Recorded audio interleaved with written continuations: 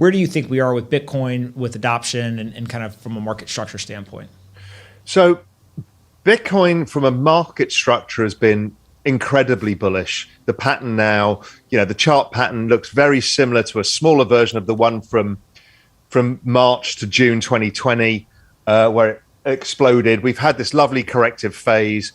We see all the on-chain stuff, William Clemente, and Willy Woo and all those guys showing that it's all going into good, strong hands. We had the China FUD. We've had a bunch of FUD. This usually, and there's no guarantees, usually October, November, December is ridiculously good, particularly at this point in the halving cycle. So structurally, it looks amazing. So, okay, who are the buyers here? So most people who got into crypto came in via Bitcoin. That's always the case. It's the big daddy asset. And then people move out the risk curve, and that's pretty normal. So who's the next big buyer of Bitcoin? It's pretty clear to me who they are. It is the ongoing institutions. I mean, that just keeps going. And I think we'll see an acceleration in that, particularly if the price breaks out, because everybody's like sheep. They always want to follow each other. Secondly, it is the coming ETF. It's definitely going to, well, definitely, I don't know that, but I just have a very strong feeling it comes in the next, over this October, November, December period. And that will drive a huge amount of money in the space because it allows RIAs to allocate and ordinary individuals in a way that they can easily understand. And finally, I think we're starting to see noise from the sovereign wealth funds. So I know some of them, and I've talked about this before with you, is some of them are already allocated, but I think we're going to start to see more sovereign wealth activity in the space. Ethereum and the Ether asset? So Ethereum, again, the charts look absolutely astonishing. The on-chain activity, the adoption is by far the largest of anything in the space. So it's huge what's going on. The move towards ETH 2.0 means that, at a simple level, everybody's going to stake everything they've got to get it there. And so that takes all the coins off the market. There's about 11% of all ETH in circulation. So it's almost unbuyable. So you bring a whale into the market, the price just explodes.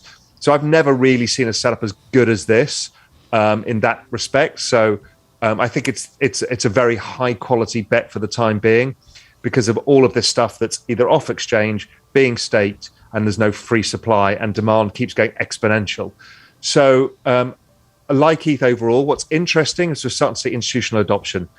So I spoke at Cowen's big event, and it wasn't about Bitcoin. It was solely about Ethereum, which took me by surprise. That's the first one I've done. It's kind of been referenced in other ones, but here I am now speaking to investment banks when they're asking me to come and talk about Ethereum and just skipping Bitcoin, saying, well, we assume you know Bitcoin, but here's another opportunity. So I think there's a lot more adoption to come in that space, and I think there's going to be an ETF there too. And again, with this really restricted supply that's going on because of ETH 2.0, I think it drives prices a lot. When you think about the institutions that are thinking about or talking about Ethereum and Ether, is it because they've already allocated to Bitcoin, or do you see some of them coming in and they're basically actually skipping over Bitcoin? I think there are some that are skipping over Bitcoin because they get their head around it in a different way, because they think of it as a way of playing the entire technology of the space.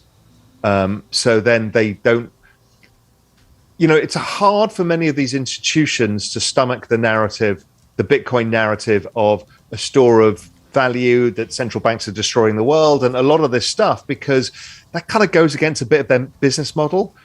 But Ethereum is not as, it doesn't feel like it's attacking them as much, because it's like, here's a space and we're building decentralized finance on it, and everybody can participate.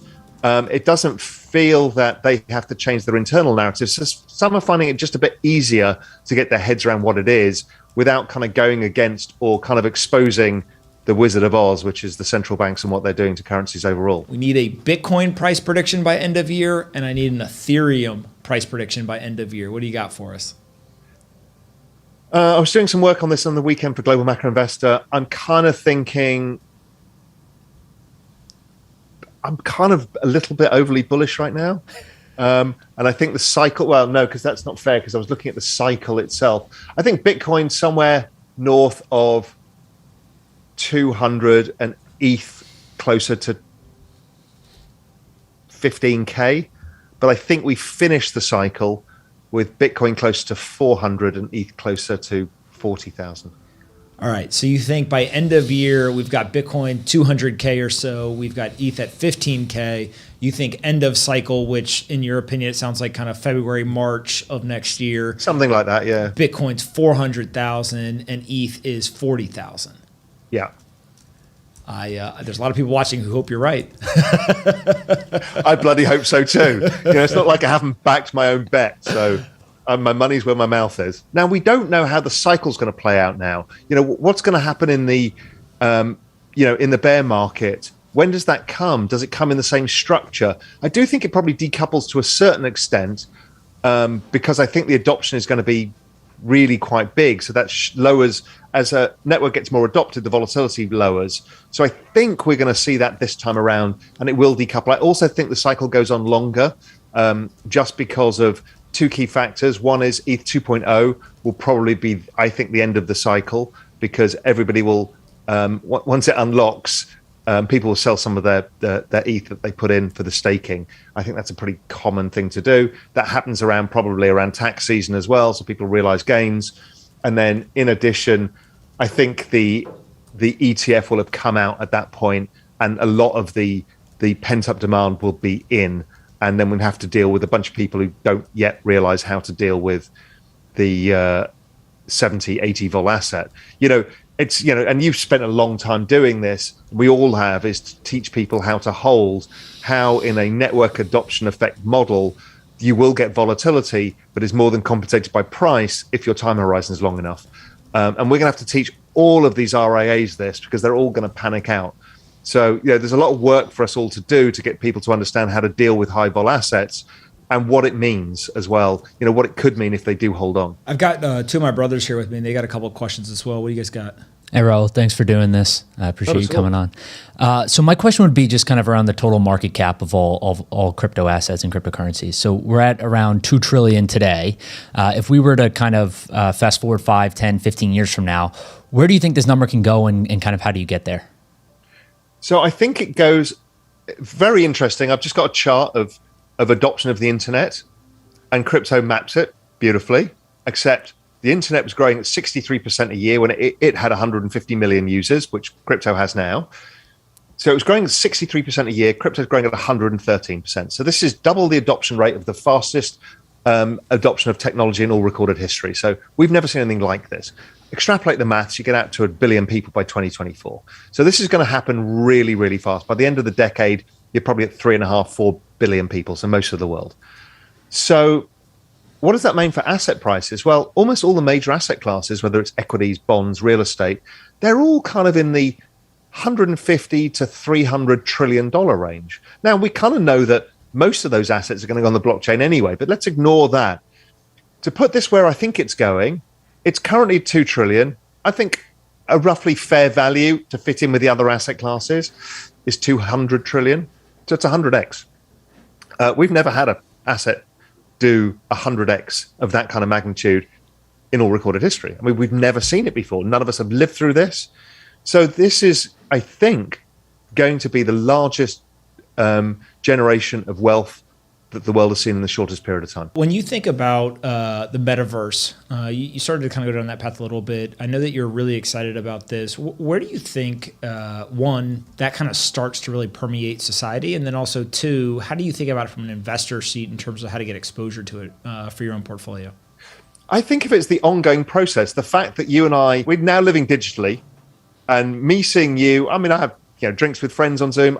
It's normal now. It doesn't bother me, right? So we've now moved a massive step into the digital world where just meeting our friends or meeting people we know can happen over video link, and we don't really care, much like that happened with mobile phones and phones before that, and television and all of these things. So this is an ongoing move into the digital world. And then it accelerates because you start to see the rise of cryptocurrency, and that enables these ecosystems to develop into these rich worlds where you can create value, exchange value, own things. So this creates the other layer. Then the layers on top of that come 5G, distributed computing power, and a bunch of other things that are going to scale that faster. So once you've got the computing power, because right now most of our computers are not gaming computers, so we can't render in the speed we need to render. So we get left with crypto voxels and Decentraland being clunky, and all of the cool kids are on Epic Games and they've got 4K, but we don't have the computing power to do it. All of that is going to change. So all this is the metaverse. It gets thought of in so many ways. For me, it's like our digital fluidity, where we can live and move around in this digital space, interact with our physical space, whether it's through augmented reality, virtual reality, just normal kind of digital world, and we can kind of create lives within it. So we're creating income streams. We're seeing that with Axie Infinity right now. Or we can be educated in the metaverse that kind of levels the playing field. I mean, you can be a kid in Ethiopia and you can therefore now get educated on the same playing field as somebody in the United States, because we have access, and you can be in the same classroom and you get to talk to them. So just things everywhere are going to change because of this. And you know it's going to happen because everybody from Microsoft to Facebook to Apple have basically said this is the bet. It's augmented reality, virtual reality, the metaverse. You know, I spoke to the head of metaverse who knew there was one at AWS. And they're building out the computing power and the cloud storage abilities for all of these massive compute needs, right? So it's happening. Now, the battle is going to be, as ever, the same battle, decentralized versus centralized. And as ever, it'll be a mixture of both, and we get to choose. But that's all coming. And that's a hugely exciting thing. And people haven't really figured this out yet. But again, it's going to be an enormous generator of wealth as the world moves into the digital world.